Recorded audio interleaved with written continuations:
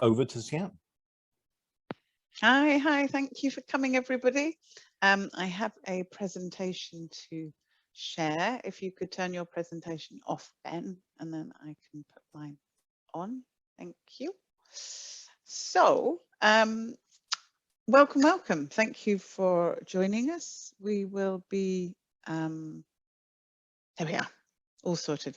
For those of you who don't know Data Orchard, we are a social enterprise that specialises in helping organisations to get better with data.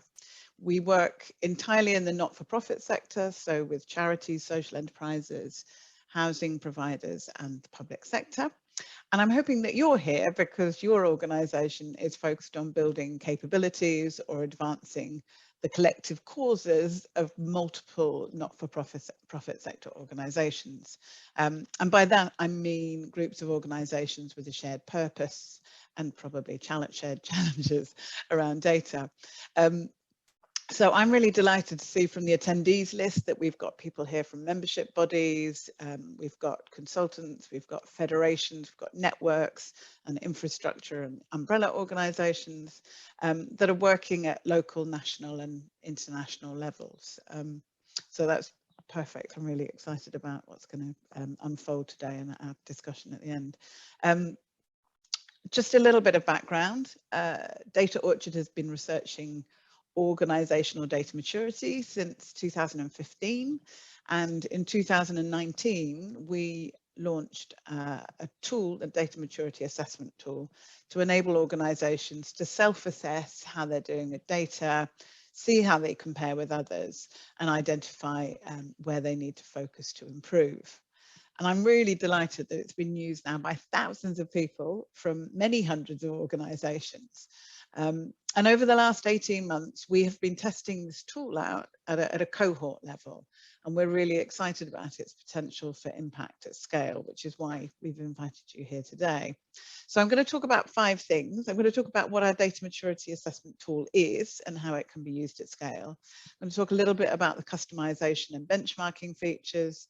I'm going to talk about the resources that are available and how you can build on the assessment to develop communities of practice and the benefits and rewards both to you and to you at a strategic collective level.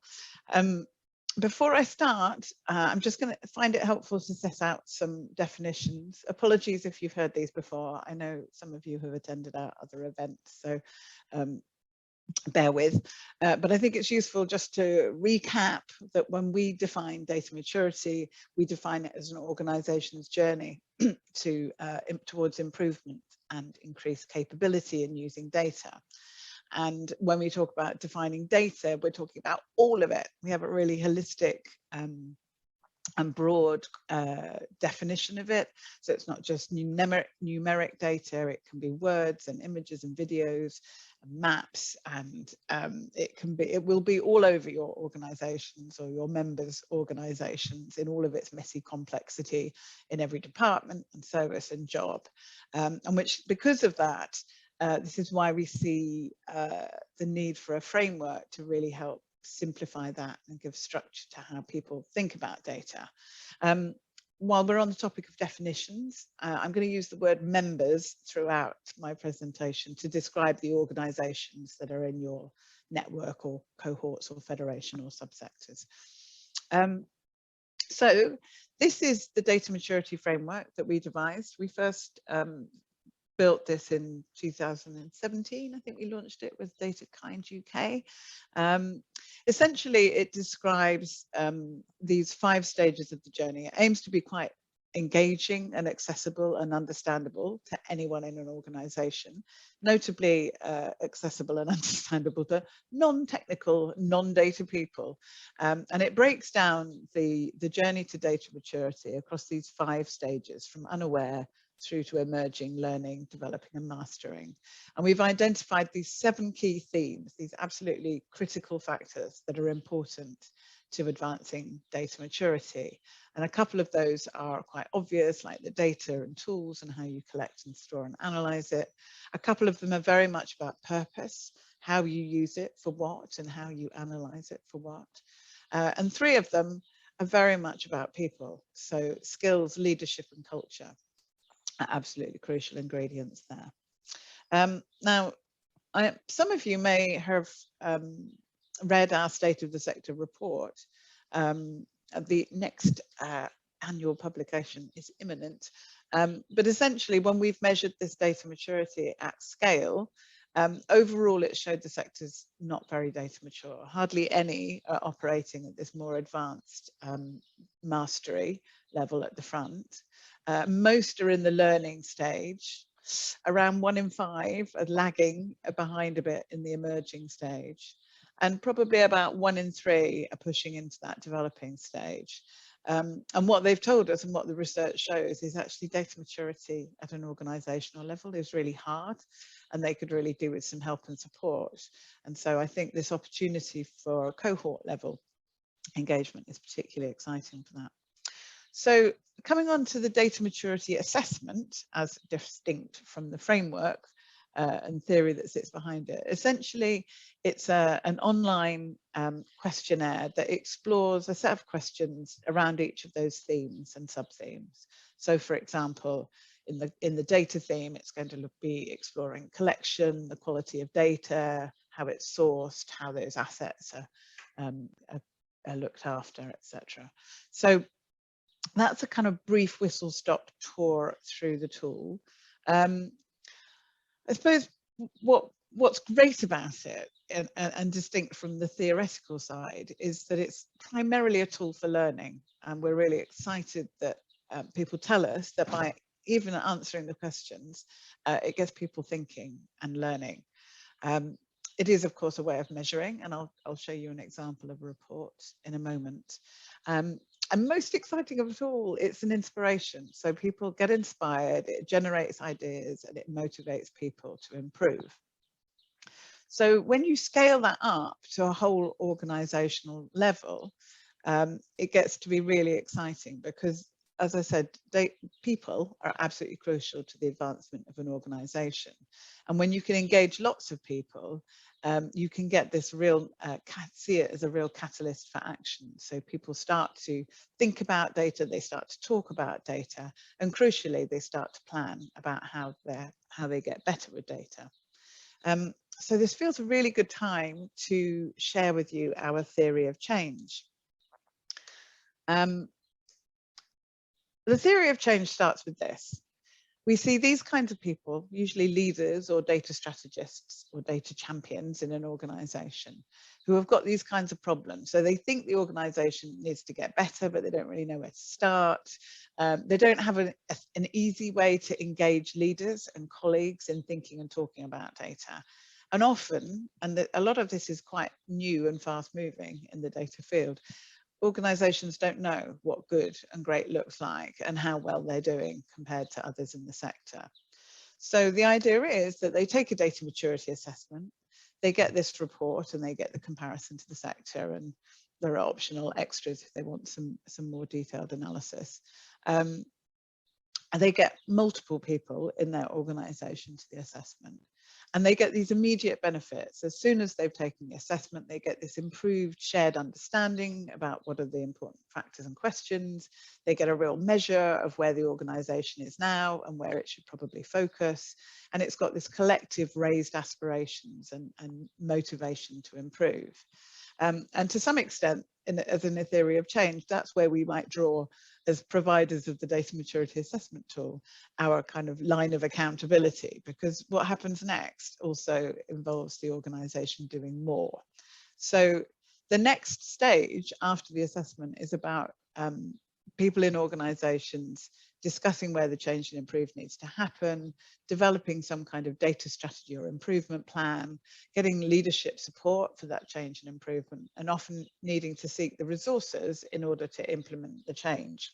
So then it's the implementation bit, and they get to implement their strategy, they get to invest usually in new people or new roles or responsibilities, perhaps in tools and training and further advice, in order to hurrah, achieve these wonderful ultimate rewards and benefits. And we're really excited that organizations who have gone through this process and have implemented those strategies are telling us that they're gaining huge rewards in knowledge and expertise and better decision and planning.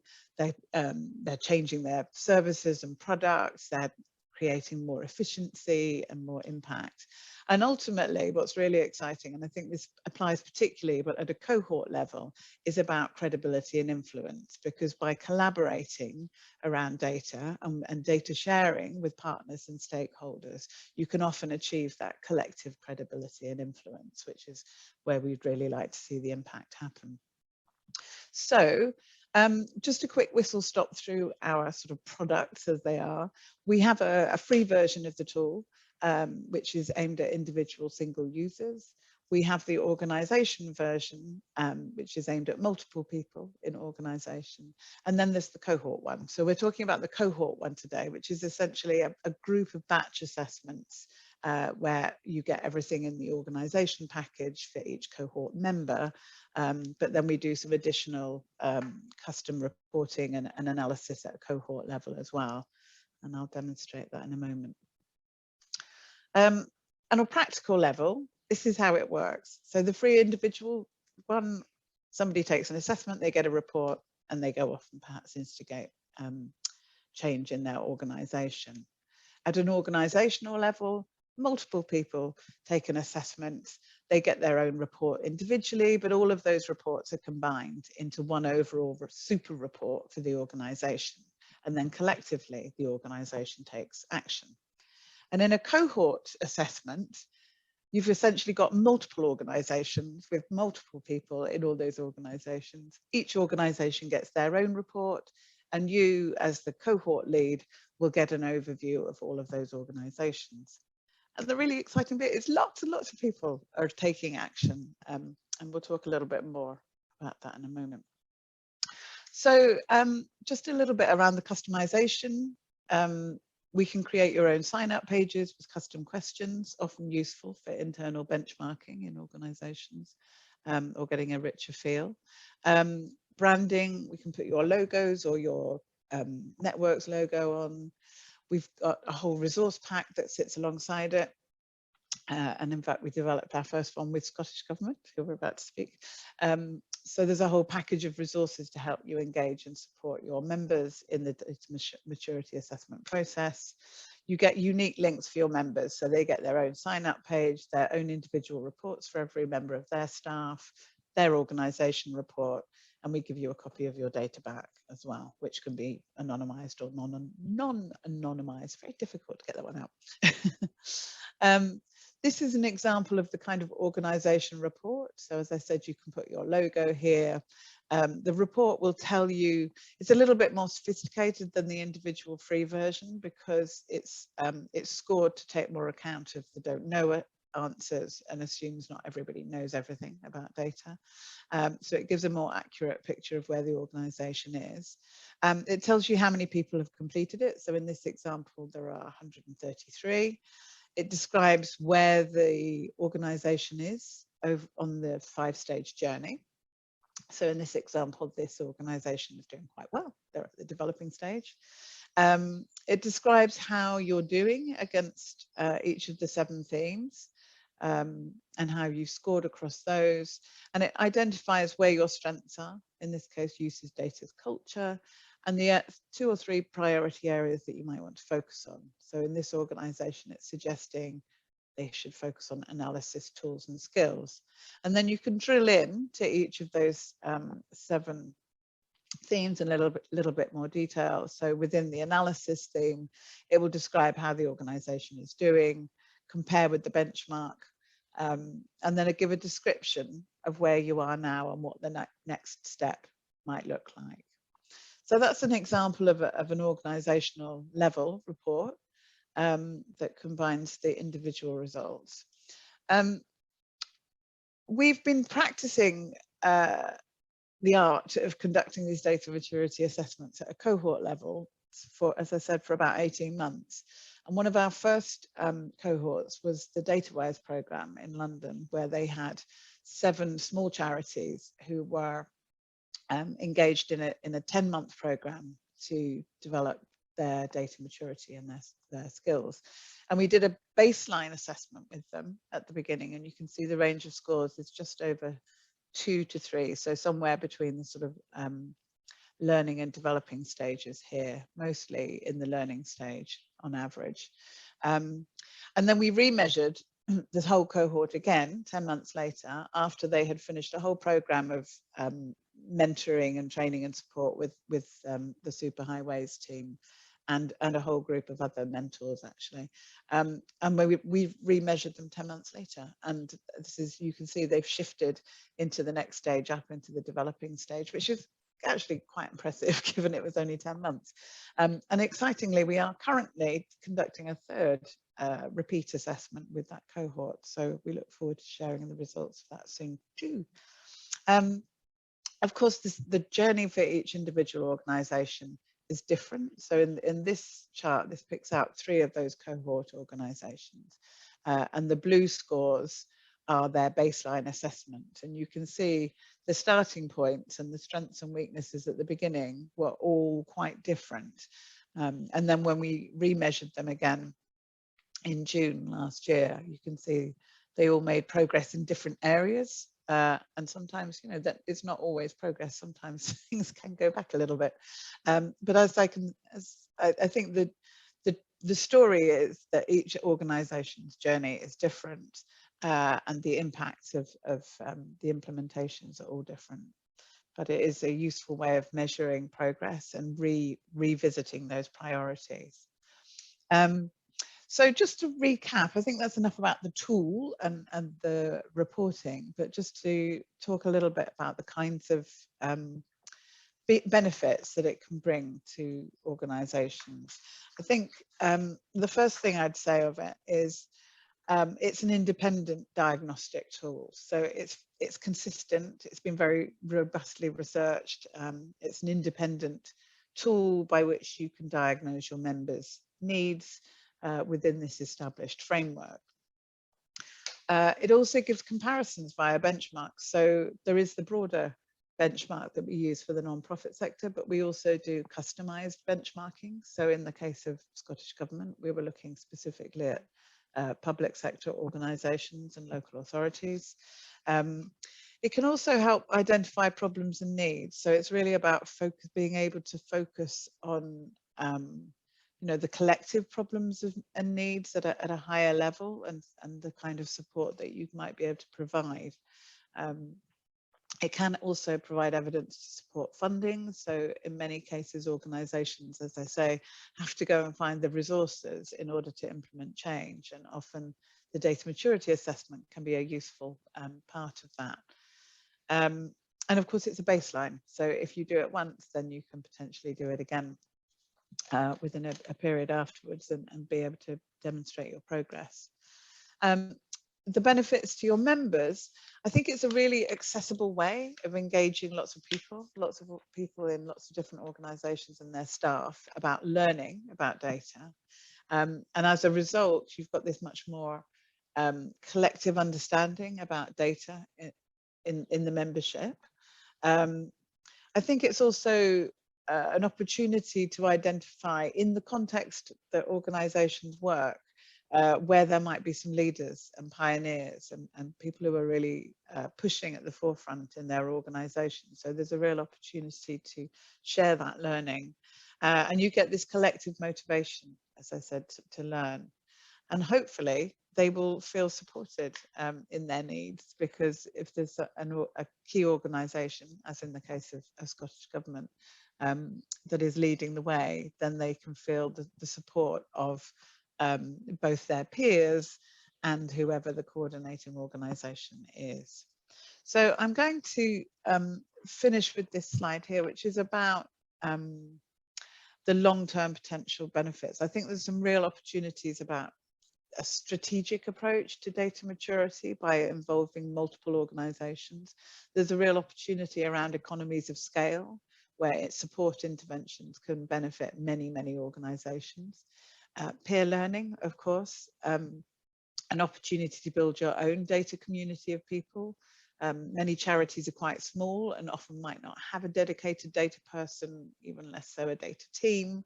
But nonetheless, there are people with skills and responsibilities, perhaps across the whole organisation, and the opportunity to build that community is one of the most exciting outcomes that we see.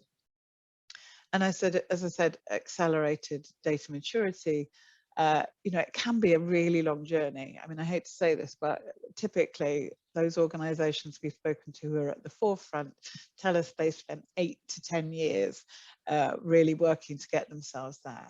And in many respects, we can say that's actually too long, and that opportunities to bring people on faster will arise when those at the forefront can share their learning and the pitfalls and the good practice. And there's an opportunity for infrastructure organisations to design programmes of support that will help harness the value of data and advance the collective cause. So I did say that was my last slide, but actually this is my last slide, but it really is the last one. So the first thing is, you know, do feel free to share our free data maturity tool with your members of your network.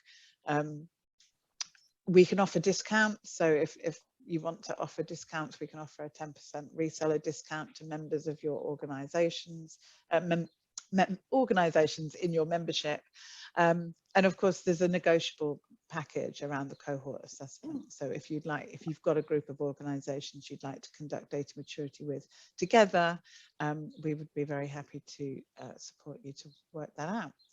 I'm going to stop talking now because I'm very, very excited to introduce Shona Nicol, with whom we have been doing a data maturity assessment with a cohort. So I'm going to stop sharing my screen and hand directly over to Shona. Thanks very much, Sian, and thanks, Ben, as well. And I think Libby, I'm hoping, is going to bring up my slides for me, which is great. So I will be asking her to move and move them on for me as well. So hello, everyone, and thanks to Sian and Ben for the invite along today. As Ben said, my name is Shona Nicol, and I head up a technical data policy team in Scottish Government. And today I'm going to talk a little bit about the cohort project that we've been running, which is looking at data maturity in the Scottish public sector. It's a project that we've actually just completed, so we've got some kind of findings, and I'll hopefully share them with you as we go through this. So if we go on to the next slide, please. So really just a little bit of context here around why we thought why we needed to do data maturity assessments for the public sector in Scotland. So Scotland does have the Scottish public sector has a vision for data, that data is systematically used to improve decision making, saving time, money, and lives. And really, for us, it's all about that reuse of the data that we all collect and manage as individual organisations. And actually, that's where we get a lot of the value from our data, is in that reuse. We've also got a number of strategies that kind of reference data. So we've got the digital strategy, which was published last year, which is called A Changing Nation, How Scotland Will Thrive in a Digital World. And that's a joint strategy between Scottish Government and, central government and local government. And I guess that sets out a number of commitments around data, kind of really highlighting the transformational role that data can play in government, and that we need to be a data-driven nation. Another strategy is the Scotland's AI strategy. So again, it's a whole range of actions, some of which relate to data, and recognises that the data infrastructure that we have in Scotland, that the right and kind of high quality data is kind of crucial to Scotland's AI future as well. So we've got a little bit of those, that context around why data is really important. But if we go on to the next slide, please, what we find is that there are actually a number of challenges that we have within the public sector around data. And almost as individuals within public sector organisations, these are quite difficult to solve ourselves. So we ran workshops probably a few years ago now, really focusing on data standards, actually, which was my previous role in Scottish Government, to understand why people weren't implementing standards with their data. Some of these challenges are going to be really kind of none of these are going to be surprises to people. So it goes, things like fragmented landscapes around data, not necessarily sure who's leading or what the vision is around it, that there's limited use of data-driven decision-making. There's lots of scope for improving that within the public sector. That, there's a bit of disinterest and maybe lack of investment in data. So, a lot of public sector employees are still not engaging with data. That there is a sort of data literacy skills gap. We have legacy systems. Data sharing is complex. People don't necessarily know the data quality. They don't have governance or management of data as well. Now, none of these things are specific to data standards. They actually impact anything that we want to do with data in the public sector. So in my team, these things are the same problems that we face when we're trying to do open data, when we're trying to do data innovation. So I think what we're saying here is we can't simply keep saying the same messaging about data standards and open data to people and expect to see organizational change. If we want to see organizational change, we realize we were going to have to address this in a slightly different way. So if we go on to the next slide, please. And I guess this is just, what are we doing? How are we going to do that, kind of address these challenges? So next slide again, please. And I guess the way that we are kind of approaching it within Scotland is we're looking at developing something called the Data Transformation Framework. And really that's about improved data capability across the public sector and that process to help organisations become much more data fluent. So this idea that we'll be able to set out what good data looks like and the sort of process that people can go through, or organisations can go through to sort of reach that and improve the way, the value of their data asset within their organisation. And basically it's a programme for changing the way organisations think about data and the way that they value their data assets. So next slide, please. And the framework itself is made up of lots of different elements. And the kind of the one that I'm going to focus on here and the rest of the talk is around that diagnosis. So helping people understand where their problems are. And the way that we're focusing on that diagnosis is through using data maturity assessments. But the other elements that make up this framework are, understanding that the public sector is doing lots of really, really good stuff already, but it's not that everyone can find it. So, pulling together that knowledge base, to help say, well, actually, this organisation has done something about this particular challenge, and maybe that can help you as well. So pulling together that knowledge base is another element.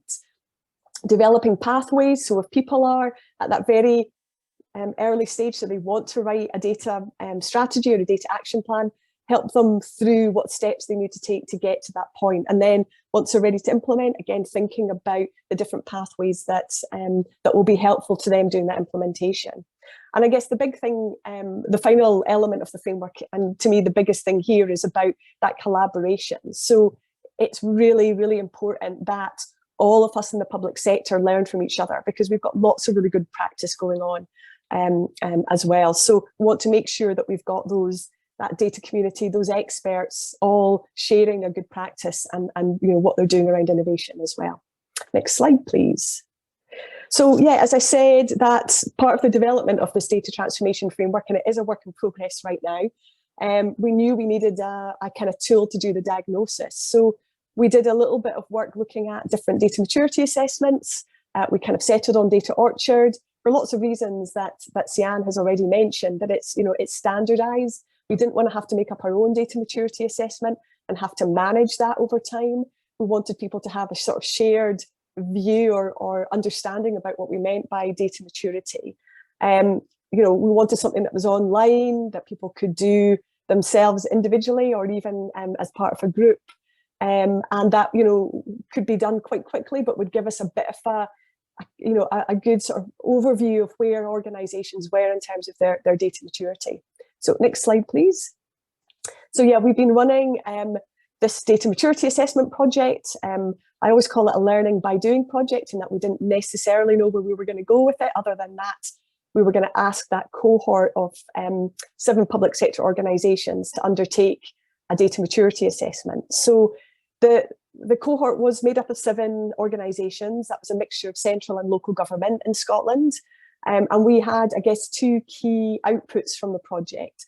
And the first one was that we would support that cohort through a number of things. So firstly, we would help them understand what their business objectives were around data. So where did they plan to, where were their organisation trying to get to with data?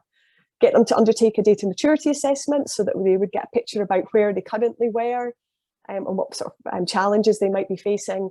And then to identify, I guess, the actions required to improve their data maturity. So kind of, do that, work out what they needed to implement and start that implementation, and over that period of 6 months. So that was one bit, we provided the support around that.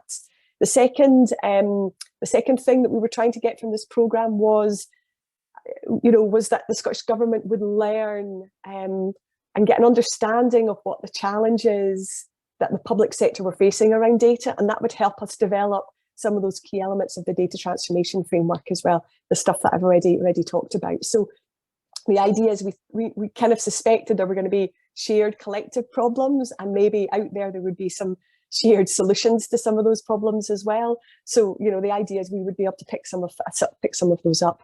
Next slide, please. So you'll have heard a little bit of this from Sian already, but in terms of the process, we ran all 7 organisations through a data maturity assessment at the same time. So we did a little bit of work with a lot of help from Data Orchard. And we got organisations to pilot the process before they went out to their organisations. We made sure that they did lots of communicating with staff, so both kind of their leaders and also just the more general workforce as well. Really getting people to think about how they were going to communicate this. And Data Orchard actually supplied a lot of like a great resource pack that had lots of this information in there already for us to share with the cohort. And then after during and after the assessment, because each individual organisation had a dashboard, they were able to monitor responses to see were they getting the right numbers responding? Did they need to go to different parts of the organisation and try and get specific teams to answer as well? And at the end, each of the cohort members got all of the data from the people in their organisations, and some information about the different themes that they might be challenging, or ones that they were doing really well in as well. And then for Scottish Government, we got the anonymised data back, and we were able to get a final report as well that sort of set out the key findings, I guess from the assessment itself. So if we go on to the next slide, please. So I guess this slide was really, I'm sorry for the small text in this, but I just wanted to talk through a little bit about the findings that we had from our first cohort. So I guess the really interesting thing for us is it's provided us with, I guess, really, very primary indicators, I guess, on the current status of data maturity in the Scottish public sector. Now, we'll need to validate these findings, in the future, and we are running another cohort later on in the summer, so we'll be able to use that to validate them. But I think it gave us some really interesting and useful information about where the challenges kind of lay in the public sector. So I guess the areas that we were identified across the whole cohort for improvement were the themes of tools, analysis and skills, and some were also needed to improve in leadership as well. But the first graph, these 2 graphs I just wanted to talk over really quickly, because again, they say something about data maturity that I think is interesting. So the first graph is really just showing you the spread of responses by organisation, and you can see here that there is a bit of disparity in results. So there isn't a consensus really of opinion across all of the organisations about where their scoring should be. And I think this says something about the likelihood that there's maybe pockets of good practice in organisations, and that will allow those individual organisations to follow up and find out where they are and see if we can learn anything from them and share that with the wider cohort as well. And the second graph is just about the percentage of time people spent working with data. Now, at the beginning of the assessment, we added in a question around personas. So we wanted to be able to understand the types of people that were answering the assessment. And from all of the responses around, I think it's about 49% of people's time was spent working with data, and that's across all the different personas as well. So I think one of the things we've taken away from this at the sort of Scottish Government level is that we've got, lots of staff time is being spent working with data. There's lots of data in the public sector that gets used for lots and lots of different purposes, but there's lots of effort, and we're not sure that we're seeing that optimizing of the data, getting the value from the data as a kind of strategic resource. So I think we've learned a massive amount from doing this. As I say, I think we still have to go back and validate some of these findings, but it's a good place for us to start. If you go on to the next slide, please. So, I guess what have we learned from some of this? And a little bit of this is repetition from what you've already heard from Sian. So the assessments themselves are more valuable than just simply the scores alone. So, what we've got from the assessment is a little bit of information about, just a little bit more detail than what you would get from the score alone. And although we do need to validate it, I think it's given us some really interesting places to start, in terms of developing that data transformation framework. What are some of the big challenges that organizations are facing? And, if we're looking at the themes, tools and skills and analysis, those are the bits that we'll start at. And, I think, we find lots of really interesting things about, that difference between organizations being quite good perhaps at managing and storing data, and really being thoughtful about security and governance, and GDPR, but maybe less good at sharing it, at making it open data, or having the infrastructure to do the analysis with as well. So it helps us think about, well, what do we need to do to help organizations improve in those areas as well? It can be really difficult to get buy-in, and if you don't have buy-in at senior level, it's almost, you're not going to get anywhere with your data maturity assessment. So you've really got to think about buy-in at the very beginning. And actually that preparation that you can do around doing a data maturity assessment can really help with that as well. But I think what we've discovered from, from the cohort that we were just running, get that senior leader buy-in as early as possible, because it's going to really be important. But that preparation and all of the stuff that you're doing around data maturity, I think as Sian was saying, it's great for motivating people within organizations. It's great to get that engagement and get people thinking about data in different ways as well. And a lot of the organizations within this cohort ran either data awareness or data literacy campaigns at the same time as they were doing the data maturity assessment. I would say they maybe ran them, and maybe we ran them in a different order, but I'll come on to that in a minute as well. And then finally, I guess, it can be really hard for organizations to get started with data maturity. It's a really big thing, and it can be difficult to understand where to focus. It can feel like there's just lots and lots of problems that you've got to solve. And I think the maturity assessments, again, really help organizations to think about where to put their focus. And not just as individual organizations, but the whole cohort. I think it's been really useful to understand that we've all got the same set of problems around data. That as organizations, you're not all, everyone is in that problem space with you, and you can talk about it and you can share, that pain almost. But it's not just about sharing problems. It's also about sort of sharing ways to solve that as well. And I think what we found is different organizations approach things in different ways, but sharing that information with others has been really, really, really great as well. I guess you feel support when you've got all other organizations going through the same process as you as well. So if you go on to the next slide, and this is my last slide as well. So just very quickly talking about where we're going with this. So we're about to run another cohort program later in the summer. We've got 10 organizations, and we will have 10 organizations signed up this time. Again, it'll be a mix of central and local government. and we'll be using the findings from that cohort to validate the cohort 1 findings as well. And the idea is that we'll just keep running cohorts to help, I guess, start moving some of these public sector organisations in Scotland on in terms of their data maturity. I think the thing here as well is we're not trying to abandon cohort 1. We're going to try and look to see how we can integrate them into this new cohort as well. So people, again, don't feel like we've just done 6 months and then they're on their own, because that's not what we're trying to do here. All of this is about developing that data transformation framework that we're trying to get to.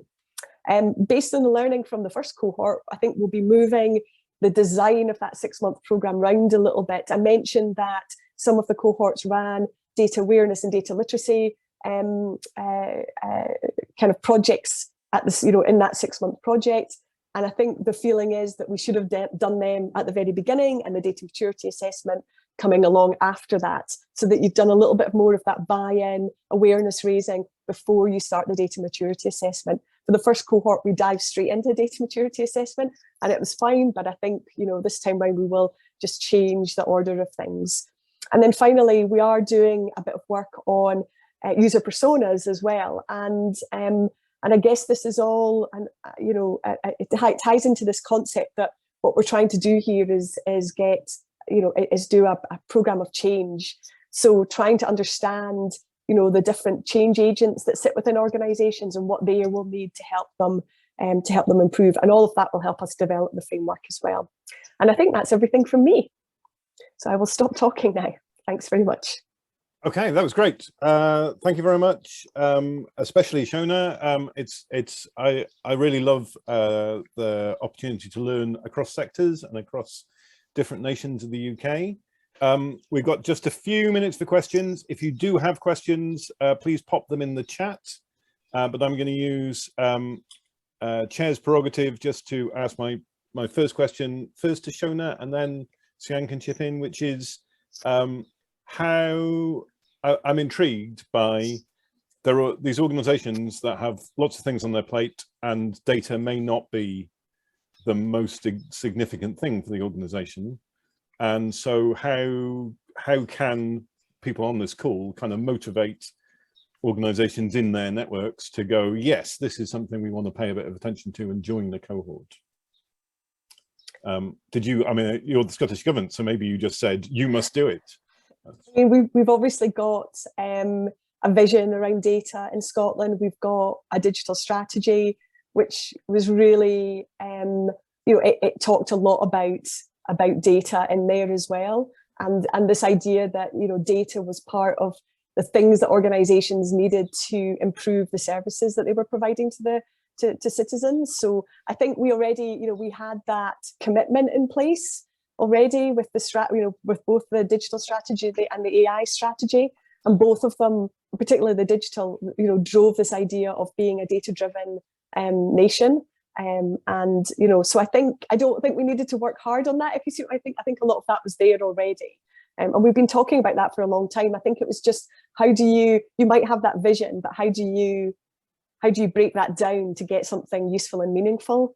And I think we've talked about it, but we've just left people or organizations to kind of go their own way. And maybe what we're trying to do with the framework is go, actually, this is what we think good data looks like. And these are the set of foundational things that you need to have in place to get started. And, one of those is probably a strategy or an action plan around data.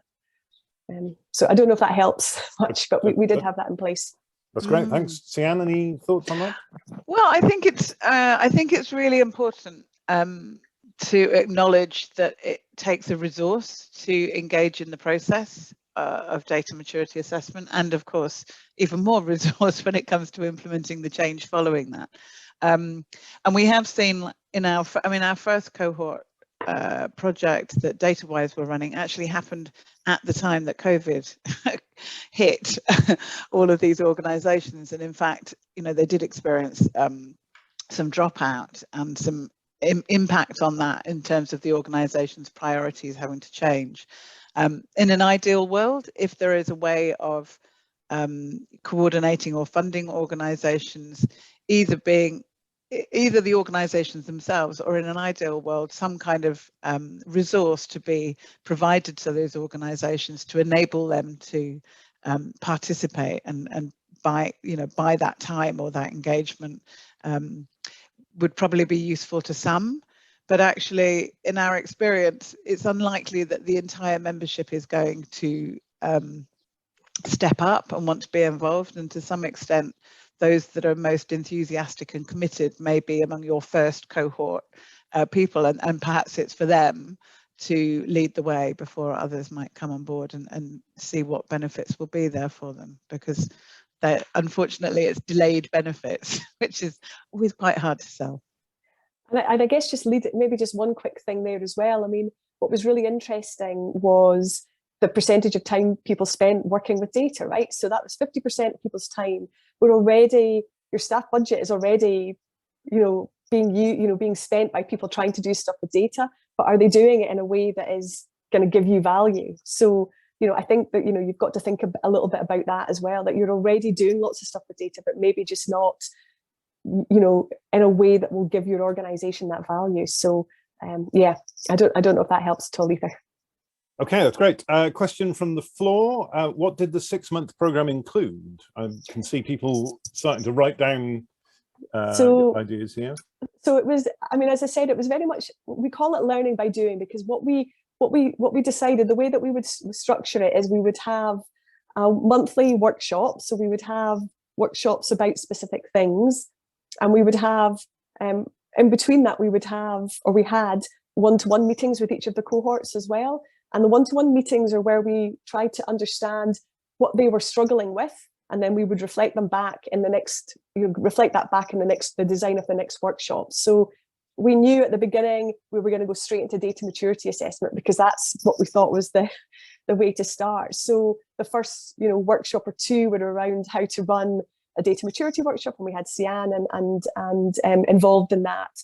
And then afterwards we did some workshops on kind of assessing the results, and we did workshops on how to write and kind of outcomes-based action plans. So that actually took us quite a long time, because I think it was a new skill that a lot of the people were having to learn, which was how to write action or outcomes-based action plans.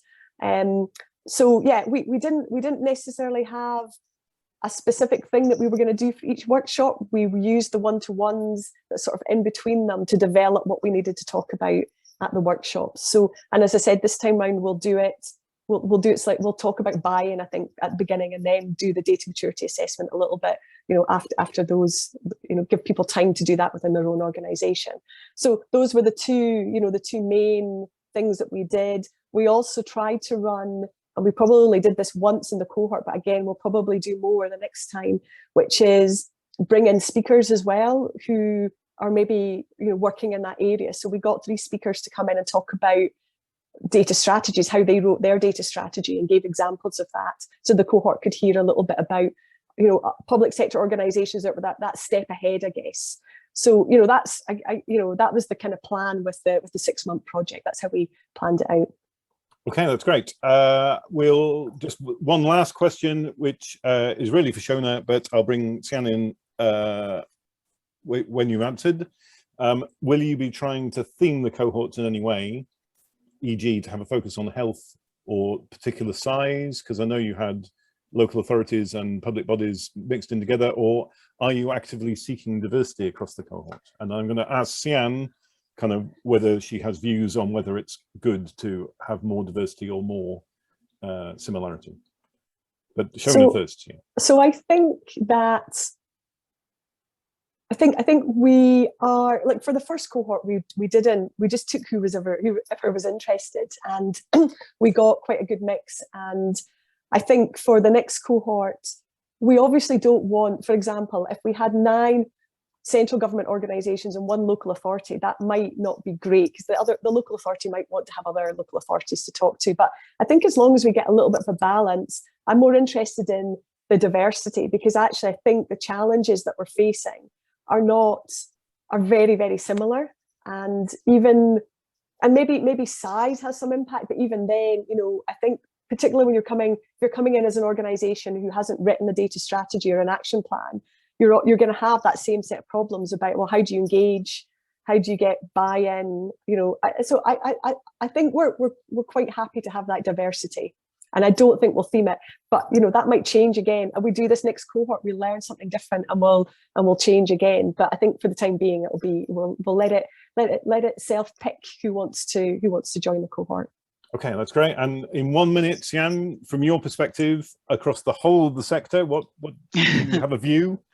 I do. I mean, I like Shona, I agree about diversity. I think there's a case for both, and I'm curious to see both approaches tried and tested, really, because, you know, arguably the similarities between a massive housing provider with hundreds and hundreds of thousands of tenants versus a tiny little charity working in a local area might not have that much in common. And there has been this question all the way through about whether the size of an organisation is relevant or whether the geography in which they work is relevant. I think on a practical level, you know, if you've got 200 domestic violence organisations, they will be having similarities around the kinds of data that they collect, and maybe at a very technical, practical level, there might be a lot of learning there. But I think there's always opportunity to cross-fertilise ideas and solutions, and I would always be open to that. Okay, that's great. We're going to have to leave it there because we're nearly out of time.